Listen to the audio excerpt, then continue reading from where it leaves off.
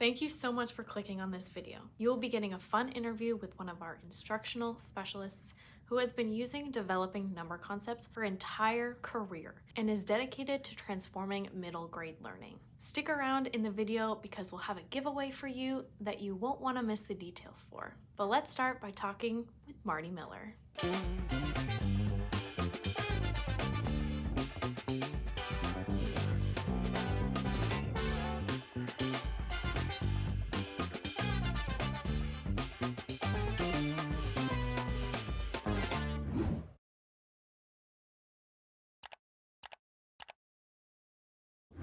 Hi, my name is Erin Keeney, and I'm the course coordinator for Math Perspectives, and today I'm joined by Mardee Miller. Hello, Mardee. How are you? Hi, Erin. I'm doing great. Thank you so very much for having me today. Yes, I'm so glad to finally put a face to the name, and I want to hear a little bit more about you. Tell me about yourself and the background of what you're doing right now. I am Mardee Miller, and education has been my career. That first semester of college, my first year, it was like, I think I want to be a teacher. And truly, it has been my passion throughout my career. Started in first grade. That's where truly my heart is in those early childhood years. But I've gone first through sixth grade teaching in middle school and administration and all the above. And currently, I am the founding principal of an innovative middle school in the Hamilton County Schools in Chattanooga, Tennessee. But we really are thinking about how to transform middle grade learning. Our doors have been open for 5 years, and it's been an exciting work to be a part of. That's so great. Well, tell us a little bit about what your introduction was to using assessing math concepts and developing number concepts. I predate assessing math concepts. Those have come on since I've been in this profession. When I first started, it was developing number concepts when I was still in college, and my mother was Yeah. in charge of the curriculum and Yeah. instruction. She was that administrator in her district in Indiana, Yeah. and she heard about some interesting things going on in mathematics and what was going on in some of Kathy's works. And she said, come on, you're going on this workshop with me. And I was a college kid. I was like, okay, let's go. I never started my career not thinking about how kids think and acquire numerical literacy. And so, I mean, truly was blessed to have that opportunity. I came out of college, started my very first classroom thinking about developing number concepts. And now as a middle school principal, so many of those undergirding ideas and thoughts about how kids learn and acquire knowledge and understanding that has just shaped my career all the way through. When Kathy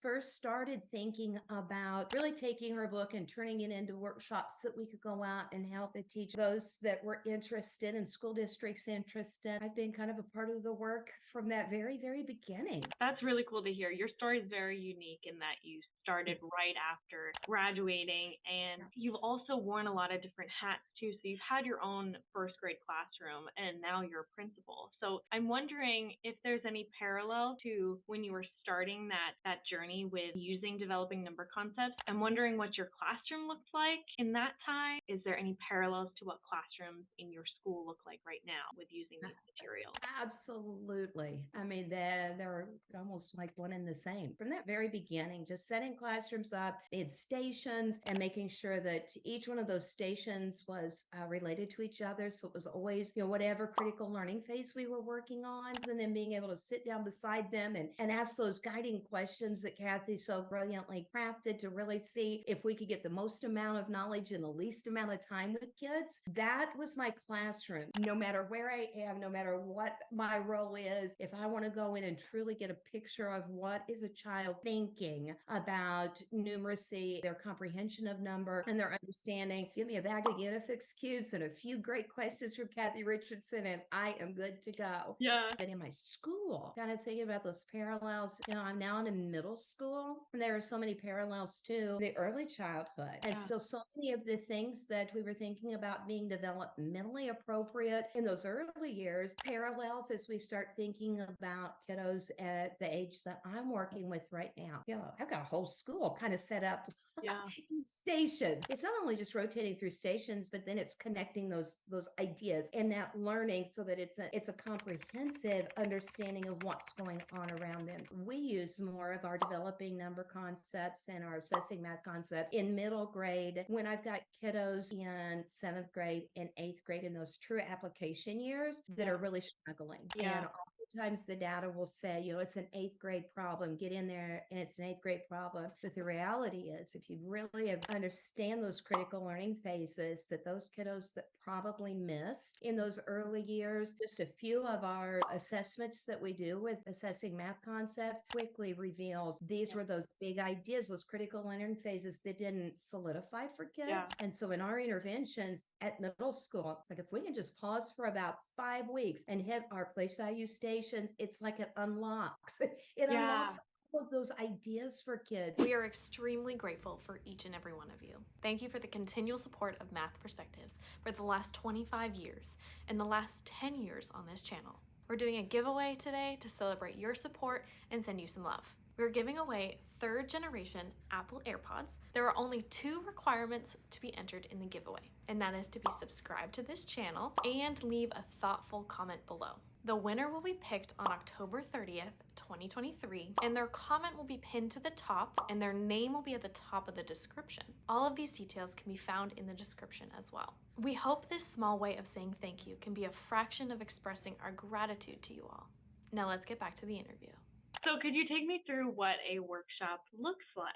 All workshops start with good, solid understanding of our why, especially for teachers in a classroom and they feel like administrators are coming in. I understand that role as well. The teachers always think of administrators judging me or going to question me. And I always felt as a teacher, I just needed to be able to stand firm on the decisions I was making in the classroom for the kids. And so if a principal or anybody would come in and say, now, why were you doing this? I could say, because I know that right now their critical learning phase is this, and I need to do this, and we're doing it.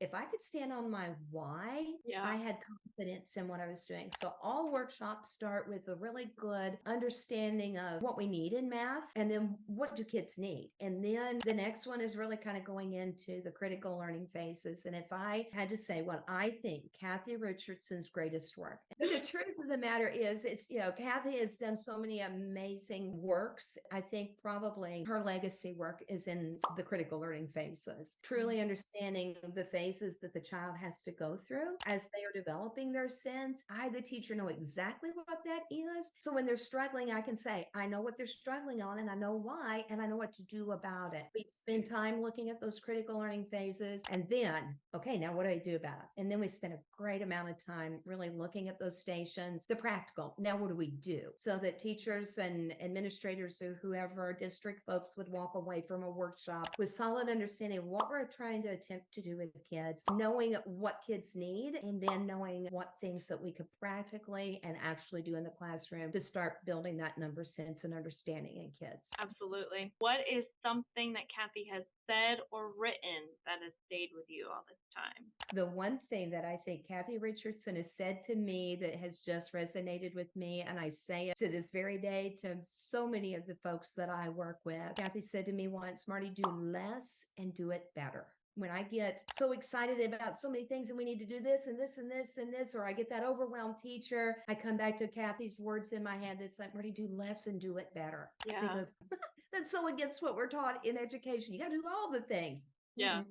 Do the good things, do less and do better, and then you're doing right by kids. What a great note to leave it on. Thank you so much for joining me today. It was lovely to chat with you. You as well, Erin, and I look forward to many more conversations. Math Perspectives provides professional development for educators of grades pre-K through 5 mathematics. Our instructor team is made up of highly qualified classroom teachers who have used our materials and practices with students in their own classrooms. A link is provided below for our professional development offerings. Booking a course is as easy as calling us at 360-715-2782 or emailing info@mathperspectives.com.